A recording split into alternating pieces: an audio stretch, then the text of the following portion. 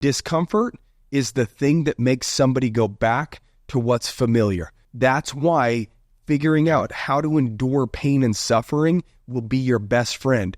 The pain and suffering either controls you or it doesn't. Real business owner. Whatever your situation is currently is not your forever situation. That's really what real business owners is, man. Like, we don't care where you come from, where are you going? Our goal and our job is to reduce the mistakes that you have to make or the money that you have to lose. You want to be an entrepreneur, you want to be successful, don't give up. You learn, adjust, and continue to move forward. Welcome back to another episode of Real Business Owners with myself, Trevor, Cowley. And today, a good pal of mine, Andrew Ammons, flew into town. Yeah. Big Texas guy over here, and decided to come get some on the 50-mile birthday run. Here we are again. Last year was 40 miles. This year we're upping it 25%, and both scared, both nervous, wondering why we do this every single year about this time. And where we go from here. You know,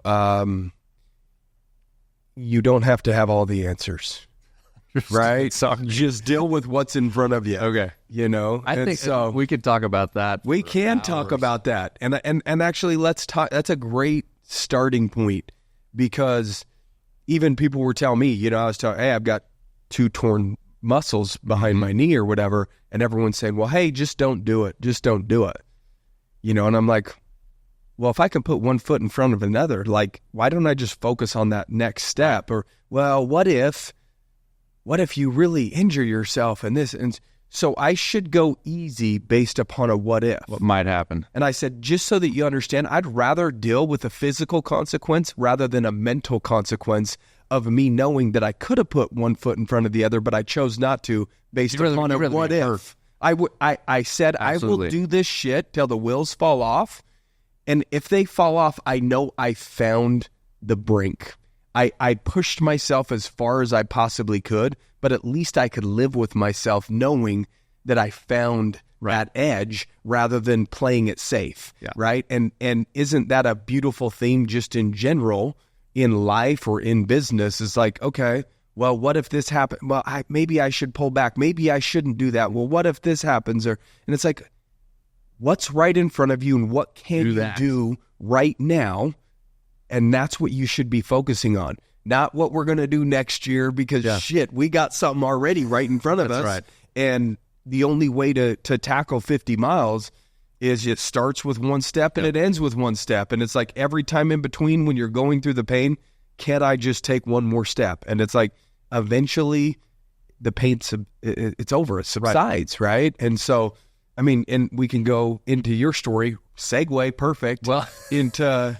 But it's funny that you've gone through the last couple of years, right? Yeah. It's funny how that works, though, because like I've had the people I love, you know, closest to me, like, hey, you know, because I've been talking about this. I ain't ready. I'm not ready for the run. And I think I'm not ready either. And I think there's a part of that that's like who's ready? Yeah, who's ready for something like that? Who's ready for anything? Like, if you're fully ready, why the hell didn't you already do it? Truth.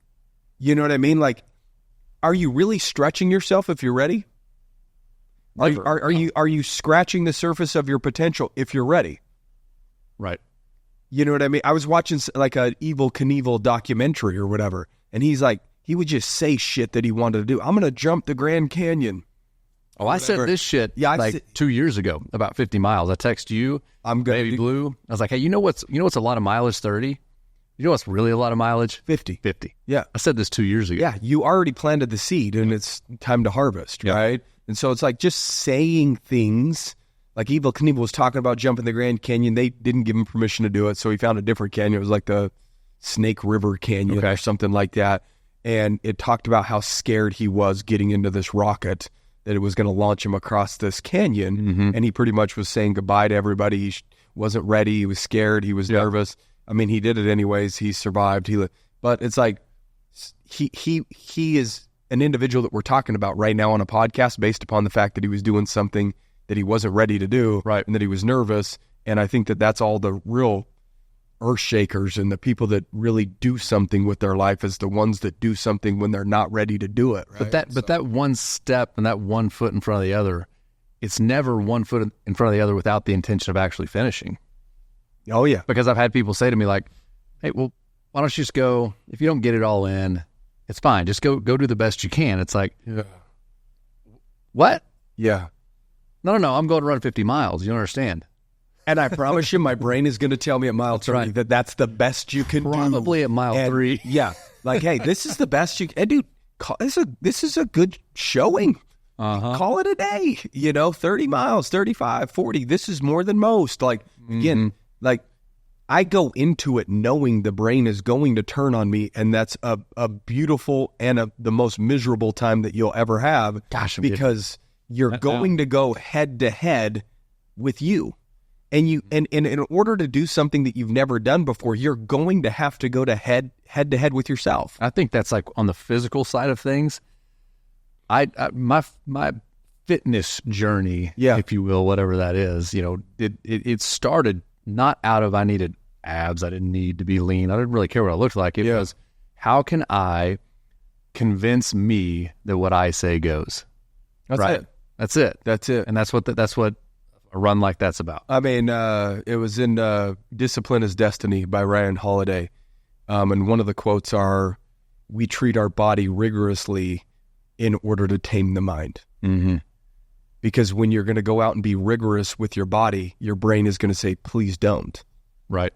And then when you do it anyways, your brain knows in that moment who's in charge. It can squirm all it wants. It could tell you everything, and some of it very just excuses, right? Valid these are reasons. Like, hey, dude, your knee pain, or you're this, or you're that, you're back. Yeah. Like, don't do it anymore. Your brain will sell you these justifications or these valid excuses of why you could pull back or not do it. And then when you do it anyways, it's just undeniable proof that it's like, okay, well, when I do say something, no matter how hard it gets, I can do it. Right. And then that carries over. Like, I've been through some shit, right? Like, I have real evidence that I got up and I ran when it was snowing and 16 degrees, and it was Isn't that miserable. some of the best though? It's like, I remember those. I remember the most difficult days. I don't remember the days when I woke up and I felt like waking up and I popped out of bed and threw my shoes on, but I do remember the most when it's I remember because I'm checking my app. It's 26 mile an hour winds. I'm like, damn, today sucks. Yeah. How did I remember it was 26 miles an hour? Because I was looking at it because it sucked so bad. And it's like, but that's where the reason why we remember it is we're extracting the most from it. I sat across from my first mentor ever. I was a young kid. I had started my landscaping company. I was in the service world. A guy's name was Bill. And I sat across from Bill and I was telling him. Where are all the wise people named Bill? I don't know. In Pampa, Texas. There's somebody else that had a mentor who's like, my mentor Bill. And I'm like, is it the same Bill, or is just everybody named Bill end up being a mentor? Anyways, I sat across from him and I'm telling him the story about, I can't figure this thing out and I'm struggling and I'm This is a business deal? Situation? This is a situation with my business. Okay. And this man is, I think he was worth about $300 million at the time. Like, he'd done well, older gentleman. And I'm sitting here telling him, like, I can't figure this out, that out, this. I don't even remember what the challenge was. Yeah. I look across the table and he starts smiling. Yeah. I'm like, what is wrong with you? Why are you smiling at my misery? And I don't ask it that way. I was like, what are you smiling about? He said, man, he's retired at this point. He's smiling because as I'm telling him about my struggle, he's remembering his. And those are the most like joyous moments he has from developing his business. Yeah. He's like, I remember those days and I wish so badly I could have those right now at 70, 80 years old. Yeah. It's like, there's something to that, right? Yeah, there is. And it's like, we just want what we don't have. Isn't that weird? Because when we're in the struggle, where we want the success and the results, and then when we have all the success and all the results, he's smiling back at his struggle. Like, I want that saying, again. like, man, I'm reminiscing. I miss the grind of the startup. I miss having to show up and fight the fight every day. He doesn't have those challenges, and it's overcoming challenges that give us, reason to get out of bed and give our life meaning, right? Like, if we had nothing to overcome, like, what's the point, really? Right. And so life becomes somewhat mundane maybe for somebody like that, and then it just money becomes a game. It's like, okay, like, I'm just playing the game now just for the purpose so that life doesn't become so mundane that I want to, not live anymore, Right. not exist, right? Like you can't have a mind that creates that type of wealth and then have it just shut off Sure. and not want to produce or do something.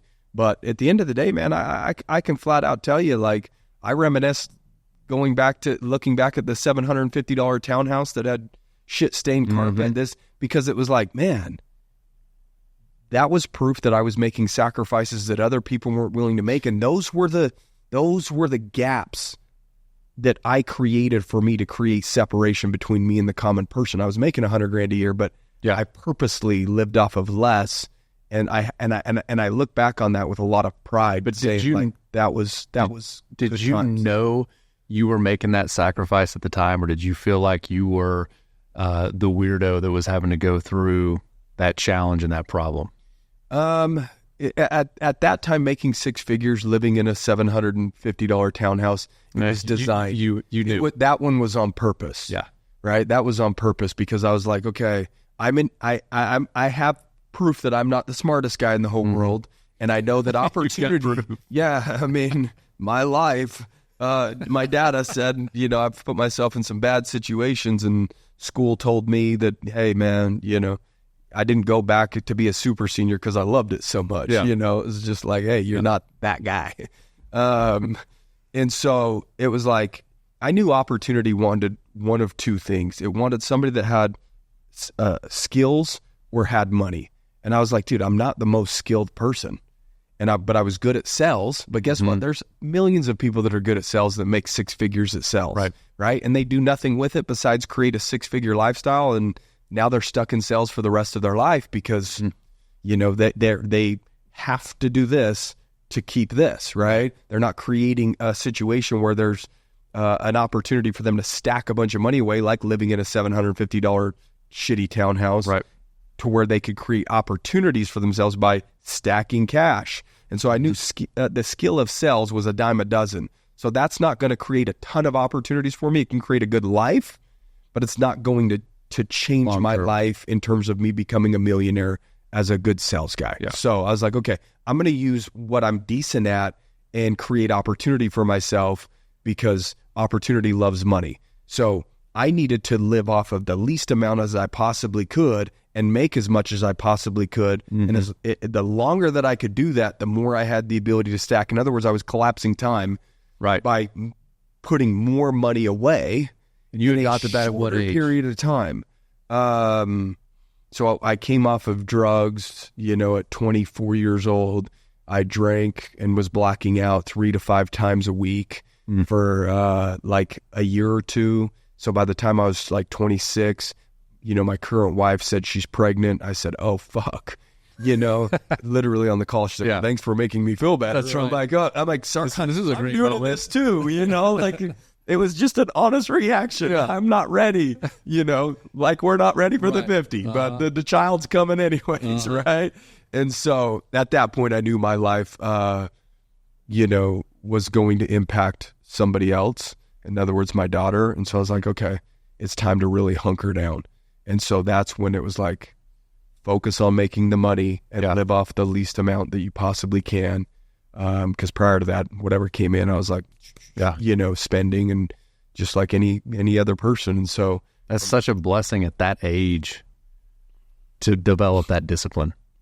Well, I still live by the same principle. I know you do. Still live by the same principle. It's live off of little and make as much as you can. Yeah. That's my mantra, I guess.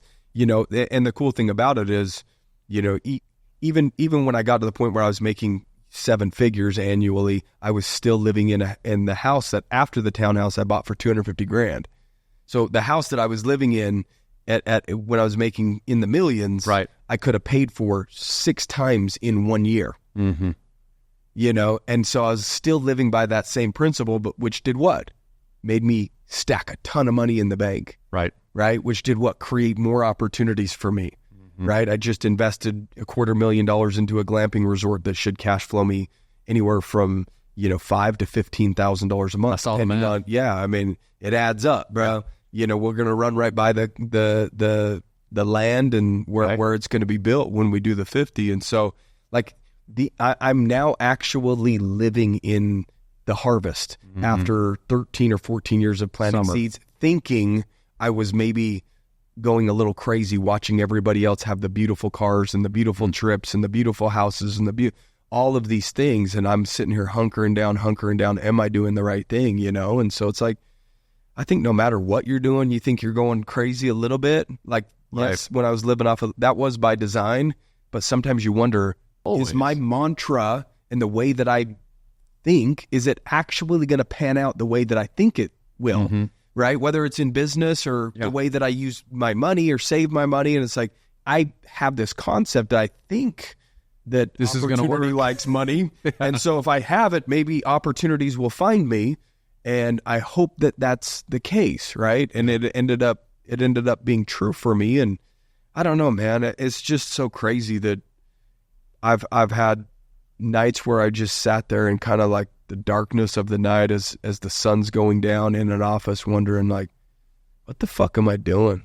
Is this thing ever going to pay off? Yeah. Like, should I have just been a sales guy forever? Dude. You know, and just made my $100,000 a year, $200,000 a year, and just have been happy 9 to 5 in it. Like, would you why have been? am I doing this? You know, so like I've been there. Yeah. I don't know how many times I've been there through challenge in business where my wife has even said, like, Andrew, I know you can go make X amount in sales. Yeah. Maybe you got to think about doing that. And she loves me the most in this world, right? Yeah. But she's seeing you go through pain. And so it's like, it's like those people that say, go put one foot in the other, in front of the other, just do as good as you can and don't put yourself through the absolute misery of 50 miles. Yeah.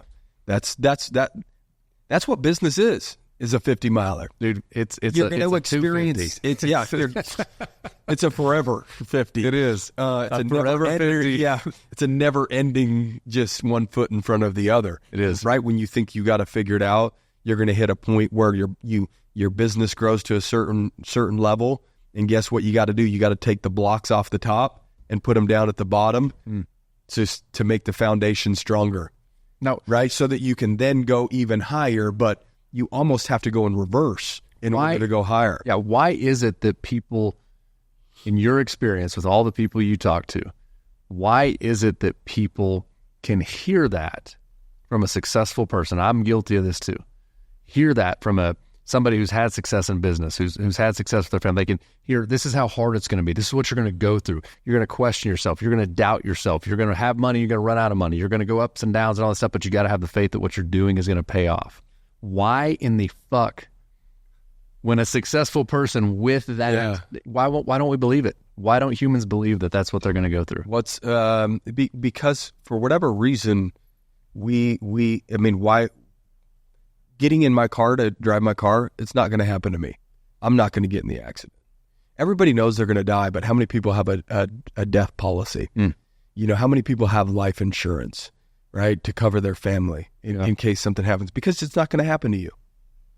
And so it's for whatever reason, we believe that we're immune to, that's their story. Or even if we're talking about like somebody with a high level of success, you're like, yeah, but that's them. That's not me. Well, and because I'm smarter. You know, we think I'm smarter than them. It's either it could be I've got some things figured out and I'm smarter, or it could be they're way smarter than me. I'll never have that. So you're either projecting the fact that they're different than me and that's why they have success and I never will, or but that's a different industry and I've got some things figured out. Like everybody, when they start a business, for whatever reason, gets frustrated at year 1, year 2, year 3, when it's not happening fast enough. They're getting frustrated because they don't have the customers that they thought that they would have, or this, that, or they're having to do more than they thought, or they hired somebody that didn't make their life easier. But at the same time, they went into it knowing that they weren't going to change their life and get rich in a year. But yet, when that's not happening, they're in the actual emotion of it, which makes it far more real, right? Pain makes you forget why you're doing what you're doing. That's what, dude, for 99% of people, it doesn't try. It fucking succeeds, right? Like you can start going down a path, and discomfort is the thing that makes somebody go back to what's familiar. That's just the truth. That's why figuring out how to endure pain and suffering will be your best friend. The pain and suffering either controls you or it doesn't. And it controls 99% of people, and that's why they live the life that they live. But then there's the few that's like, I don't care if my knees bust out in the middle of a run because I said I was going to do something, and my word means more to me than having to deal with a little bit of physical discomfort.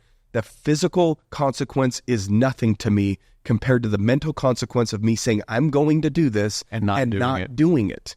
Right? And so that's just what it is, and that's what it will probably always will be, unfortunately, for this society in general. 99% of people will back up when they feel the actual emotion of pain. Year 1, year 2, year 3 in business, it's painful, it sucks, and pain revert back. And pain is embarrassment. Pain is, I mean, pain's such a wide, hurt your ego. Yeah, your ego. It's all of those things. So when you talk about like pushing through pain, which is such like an over probably stated and overused success space. What do you think ultimately drives people past that pain? Where's the breakthrough at? What's the belief system you have to have in order to push through? For me, I know for me, the reason why I'm able to do what I'm doing and do like 10 miles a day and stuff, because I remember when I first started doing it and I'm like, man, I can't wait for the day that I wake up and my legs aren't sore when my body's going to get used to this, right? Like it has to eventually get used to it. And it's like, no, it does still hasn't. You're on day what? Whatever. You don't know what day you're on. I don't. I don't know what day it is. Well, I've done 10 miles every day this year. But 900 change on whatever of the 2-a-days. And so it was like, so I remember starting this year, I'm like, hey, I'm gonna my first work, it's gonna be 10 miles. I'm gonna get this done.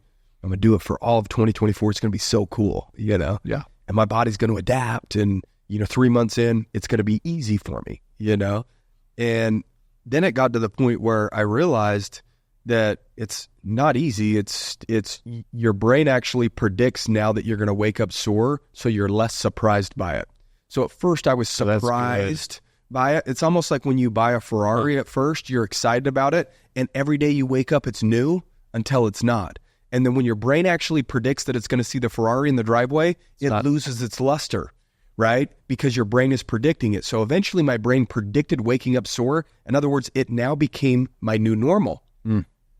So now I just wake up sore and in pain, and it's not me waiting for the day that I don't wake up in pain anymore, because now it's the normal. Right. This is what I expect. You've done it this many times. Right? This is my life. I don't remember what it's like to not wake up like this, right? And so for me, in order to continue to do that, when you're saying what makes people push through pain, it's if you're only doing it for yourself, it's so easy to just not do it.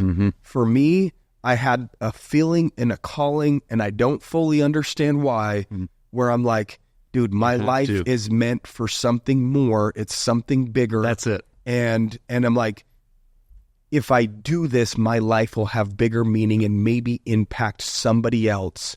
And if my life is impacting other people, then I'm going to feel like that my life has purpose. And if I feel like my life has purpose, I will continue to get up and go through whatever amount of pain that I have to go through in order to honor that purpose. Right. Because it brings my life meaning. Right. And if that's the exchange that I have to make is, I have to endure just a couple hours of pain every single day in order to have a lot more meaning and a lot more purpose and impact people in a positive way, so that I can have the perspective that I need in order to enhance other people's lives, or just be an example where somebody's like, man, I don't feel like getting up and even running 2 miles. Trevor's doing 10. So I guess I can. If that's what's happening, then it makes it all worth it, right? But it didn't start that way, right? Because first of all, no, it didn't start that way. That's it. That's what I was looking for. It didn't start that way, but it did start with me watching I got fucking sick of it, dude. I got fucking sick of watching other people live extraordinary lives, dude. Mm-hmm. And I'm just like, holy fuck, man. That's just another human being that decided to take charge and go through something that I'm not willing to go through. That's right. And that started upsetting me. Mm-hmm. They're willing to endure more than me. They're more disciplined than me. Yep. And I'm like, that's not the case, man. Like if I really decide and I flip that switch, guess what? I can be consistent too. I can be disciplined too. I'm not that scared of having to deal with discomfort. I've gone through discomfort. Right. So if they're a man and I'm a man and they're a human and they've just endured more than most, so therefore everybody wants to hear their opinion. Mm-hmm. So you're telling me if I just do something consistently for a long period of time that other people aren't willing to do, people will give me their mind and want to listen to me? Yeah. Then I'm in. That exchange is worth it. Yeah. That exchange is worth it to me, right? And so it was just like, fuck, man, for me personally, I got, if I can feel a certain way by watching somebody live a life that's great, what would it feel like if I actually just lived it? If I was there. Watched it. Yeah. Right? I'm done walking out of the fucking Rocky movie feeling like a boxer. I just decided to show up to the boxing gym, so to speak, right? Yeah. And become one, right? I love that because I think that's where it starts. I mean, you hear these people, and this is what I'm fascinated with, is like this disconnect between great people or people that we perceive are successful and us, where we started. Them and us. Them and us. Yeah, there's a gap. They're different. Right? Yes, and I used to hear these people talking about, I do this to make an impact, and I do this because people count on me. And I remember thinking like, well, where did they find that? Yeah. Why do they want that so bad? Where do they find that passion? And the thing is, it's an evolution. Yes. It starts when you hit your emotional threshold about I am done. Yeah. Whether it is financial, whether it's relational, whether it's I'm done with this shit. I'm done seeing others have this. Mm-hmm. I've got to find something to break through. Which is a low point. Yes. Because you don't change if you're comfortable. Mm-hmm. You're usually in a dark place when change occurs. Yep. Because that's when you do the most self-analysis, right? And you're auditing your life and looking around and you're just like, fuck. Mm-hmm. Like I can't live like this no more. Yeah, there's some good parts of my life. Yeah, I should have a little bit more gratitude for, my home or my cars or my this or that and, my financial situation. But I'm like, dude, there's more. I feel like I'm still on empty. There's more to give. And I'm just sitting here satisfied with just normal. And when you're unsatisfied, what is it? The stage is you get satiation. You see somebody who's doing something that you're like, I like that. I wish I could be like that. Then you become dissatisfied, right? And you're pissed. And people live in that a lot of times. Then you hit an emotional, like a breakthrough, your threshold, where enough's enough. And this is where we lose most people, is they hit their threshold and they don't jump. They don't go. They don't find whatever it is. For you, it's the 2 days. Some people, it's 75 hard. For me, it was 75 hard. That kickstarted a lot of things. But most people don't jump. And then they start the whole cycle over again, right? They fall into complacency, and then it's just over and over again. That's where they stick. Yeah. So let's talk about your journey over the last couple of years. I mean, we have a mutual friend, obviously going through some tough times. And, we were talking about a call that I was on, a month ago that we were just barely editing and, an individual that was going through tough times. And the whole time I was just like, bro, it's going to be okay. How do I know? Because I've been through tough times and everything was okay. Yeah. You just survive it. The whole put one foot in front of the other. Like, what can you do right now? Mm-hmm. Like, quit focusing on everything crashing around you.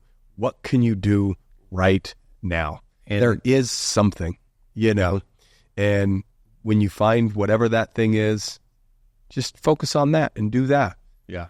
That's the only way to chip away and climb out. And you talk about like business struggles and whatever that is. It's the meaning you assign to things. And I think that's where I was getting at with why are you doing 10 miles a day? Maybe it started, and why are you doing the 1,000 days of 2 a days? Yeah, it's 1,000, right? Yeah. Like, why are you doing those things? And it's you've assigned a meaning to the pain. Yeah. Right. And when it comes to, I've become just fascinated with like, how can I assign a different meaning to something? The things that I go through. Yeah. What is this? And we ultimately have the ability to make that decision. We don't have we can't make the decision what happens to us. Yeah. But we can decide what does it mean. Yeah. And most of us don't exercise our right to make that decision. Mm-hmm. And I think, you asked me about my story, you asked me about the last couple of years, but I think in business and in life, one of these separators is people just give up their ability to decide. What does this mean? What I'm going through right now, I'll give you a good example. I believe actually the last time we were on the show, we were talking about family. We were talking about family. Yeah. Yeah. The hardships of business, and we were talking about family. And the stresses that come with that. Yeah. And so, it's interesting we come full circle here because through some business failure and some challenges that I've been working through, I'm involved in some litigation right now that's involved in old business. Let's call it business lessons, not failures. Yeah. I'm okay with sitting in the failures for a minute, but business lessons, business opportunities. Sitting in the fucking storm. Opportunities. Yeah. But anyways, signing new meaning to it. It's an opportunity. That's right. I've been sitting here and dude, it's been some of the darkest days. You talk about waking up every single morning with a weight, like a 2-ton weight on you. You have to worry about this thing. You got to worry about this thing that's happening. And it just so happens that this ties back to a situation in the business that me and my brother were in together. We were co-managing the situation that caused this. And I've wondered, like, why am I being put through this? I've always tried to do good. Yeah. I'm not a bad person. Yeah. This is wrong. These people wronged me. Yeah. And 2 weeks ago, I finally sat down. I called my brother and I was like, I need help. I need help. This is heavy on me. Yeah. I got it financially. I'm not asking you for financial help, but it's heavy on me, and I need to talk with you about it. And I had lunch with him. We were, as you know, if you go back to the podcast, we were not working together anymore. Yeah, they were arm in arm at that. Yeah, we weren't arm in arm. But I sat there and I had a conversation with my brother that was like one of the most freeing things for me to let go of that older brother ego. And I concluded, it took me a long time, but I concluded God has kept this thorn in my side for me to reconcile with my brother. This is what this is about for me. Yeah.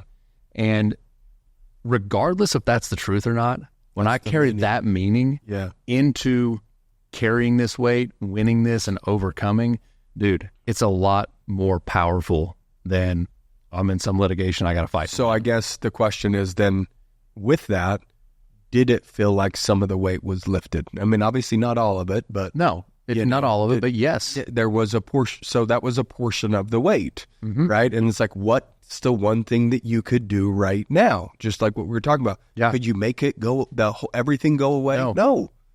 But you could reach out to him. You could have lunch with him. Yep. Right. And now, which is something that ego doesn't want me to do. Right. Yeah. And what you're doing is, I think a lot of the pain that is created is self-imposed misery in life and business in order to justify why we feel the way we feel. It's that idea of like clinging to the familiar or what. So like, for instance, you're holding on to misery in some cases in business to justify that business is hard and that you're feeling the way that you do. Right. And so it's like, and if you have undeniable proof that business is hard and it's miserable, then you have a reason to go home and be miserable and be an asshole to your spouse. Yeah. And be a grump. If you're grumpy, it's because of this. Right. And so we keep and hold on to some of the things that we don't necessarily have to hold on to as a way to justify the way that we are. Whether we are in the that way that we makes sense, feel. Right. Yes, exactly. Right. To honor the way that we feel so that we can say, I feel this way because of that. Yeah. But if that's gone, then we just feel the way that we feel. And why it's is like, that? oh shit, something's got to change. Right. And that's me. I don't want to change. That's ego and this. Like, I don't want to change. There's nothing wrong with me. It's this business or this or that. And it's like, no, man, every single time that something appears to be bad now, it's like, dude, I've been through so many different storms now. I'm like, I wonder where this is redirecting me. Yes. That's all it is at this point. It's like it's having enough data points and time to look back and go, it worked out. And it doesn't mean I'm not proposing like you just sit back and like, hey man, it's all good. Yeah. Things will be fine. I'm going to hug her down right here and like do nothing. Read the Old Testament. You do your part. He'll do his. Yeah. You got to do your part. You still got to use the shovel and dig the hole. You know what I mean? You can't just lean on the thing and expect a hole to arrive, right? Yeah. And so it's like, that's just part of what it is. And it's the ebb and flows of life and business. And guess what? You're going to have tough times in a relationship. You're going to have tough times in business. You're going to have tough times with your mental health. You're going to have tough times with your health, right? Like it's just opportunities to learn more about yourself and opportunities for you to become a better human being. Yeah. Right? Those dark moments, analyze, assess, adjust accordingly, figure out what it is that you could attack right now that would take a little bit off of your shoulders or help you improve. It could be, hey, I drink, now I'm going to stop drinking. I smoke. Like, it doesn't have to be anything crazy or big. It could be, I usually listen to death metal, but now I'm going to listen to a Christian playlist and feel a little bit more uplifted. One degree changes. One little teeny, that's all it was for me, dude. It was 1 degree, 1 degree, 1 degree, 1 degree. And then it's like, yeah, sure, man, you're just rich and you say it's all impact. You're just doing this for money. And it's like, no, dude, if they have all the money in the world, guess what? Their life has no meaning anymore unless they're impacting people in a positive way, right? You really think life has meaning sitting on a beach and digging your toes in the sand? Like, and what do you get? Meditate for 24 hours a day? Like, eventually you have enough money where you wonder like, okay, well, how can I make my life mean more than just money? Yeah. And it's like you turn your attention and awareness on other people that are hurting or struggling or, how can I ease the burdens of humans? And humans are hurting right now and they're struggling and everybody's doing it alone because of social media and they're looking at somebody else on there living a life that's different than theirs and they've got it all figured out and I don't. Yeah. And we drive ourselves into the ground. It's like, could you get your ass off the couch and go for a run and exercise and move your body and feel a little bit better about yourself? Yeah, you probably could. You probably could listen to something a little bit different. You probably could read a book that could be uplifting. You probably could stop drinking. You could stop smoking. You could stop hanging out with that crowd. There's just so many different things. You can't tell me you're doing everything right and then, you're completely out of shape. Your mental health is shot. Your relationships are terrible, but everything on paper is right. Now, even if you do everything right, you still will have some storms. Right. That's just part of it. And those storms are opportunities to get better. That's it. That's all they are, right? Like, it's hard to realize that in the moment. Oh. And that's another thing that I'm like challenging myself with right now because I can look back over the course of the last 24 months and I'm talking almost weep. Yeah. Be so grateful that things showed up, including people missing deadlines for grants on large land development deals and all kinds of stuff that I was so upset about at the time. I can look backwards and I can be like, oh my God, if that wouldn't have happened, this person wouldn't have entered into my life, or I wouldn't have had to become resourceful to get this thing that now has brought the next opportunity. But what I'm trying to figure out now is how do you in the moment realize that? How do you adopt a level of faith, that one foot in front of the other? It's like, oh, I know what's going to happen. I think that's very difficult unless you're at a certain level financially. Do you? I think at a certain level financially, you can find peace and calmness in the storm. Right? Because you're like, okay, my finances are okay. I have an outlet of running every day. I feel good. And that brings me peace and harmony to my life. And this thing that's happening is not going to eat me out of house and home. I'm not putting my family at risk. Let's just see what this thing does. Yeah. Let's assess, let's adjust. And you can find peace and calmness in the storm as long as some of the other things are, is your life fortified in the areas that could be put at risk during a storm? And if it is fortified, those storms aren't that really hard to brunt, right? Because you'll keep the right perspective because everything over here is still good. I agree with that. I don't think that, and I don't think you're saying this either, but that money is the end all be all, because I think somebody, and you've heard it before, there's many people who have made as much money, more money, and their worry is about losing the money. Yeah. So like there's some level of faith that comes into play, and I don't think you can get it without pain and challenge. Well, I don't think so either. You have to have a long enough record of the past. You're not going to find a 20-year-old self-aware person in a storm just being like, it's all going to be all fine.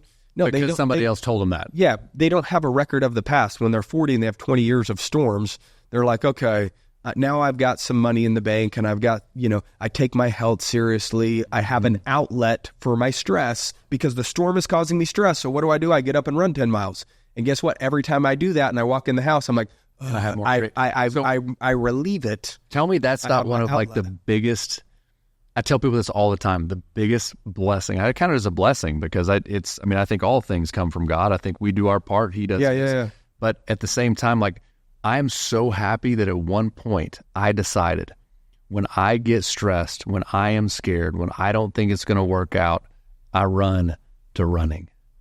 I run to something. Yeah. I don't go drink. I don't get. Yeah. That's like such a defining moment for me because that changes everything. Yeah, you got to have an outlet. Mm-hmm. You have to have an outlet because life will be hard.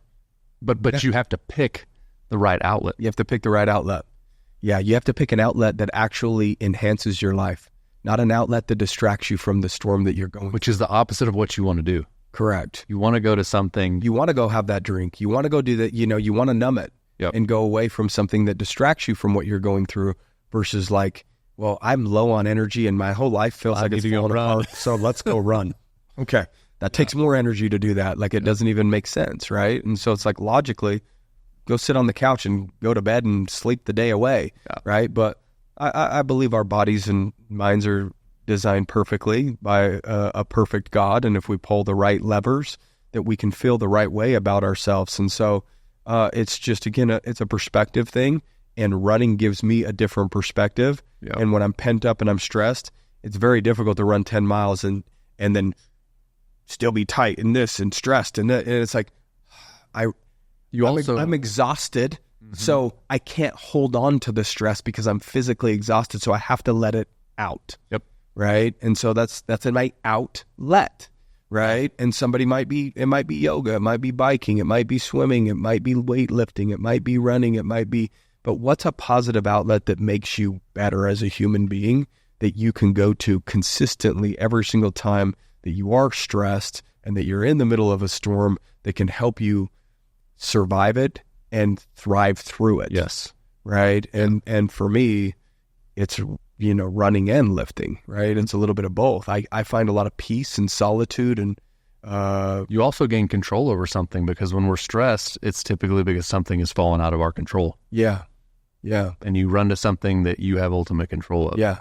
You can throw the shoes on and go beat your feet, right? And for me, doing that alone and being with my mind, it also helps you kind of figure some things out too with whatever it is that you're going through. Mm-hmm. I've had a lot of thoughts where I stop and I send myself an email or whatever that was about whatever my personal development. My OneNote is full of just thoughts. It's kind of like a journal to a certain extent, right? And, I don't do a whole lot with it. I'll just put it off to the side, but it feels good that I kind of tabbed it, like, hey, I logged that. That was a good thought. It's out there. Yeah. Right? It's out there in the field. And so you take action on it typically. Yeah. Well, unfortunately for you guys, I do have a Zoom call. I woke up at 3:30. I'm done, bro. Yeah.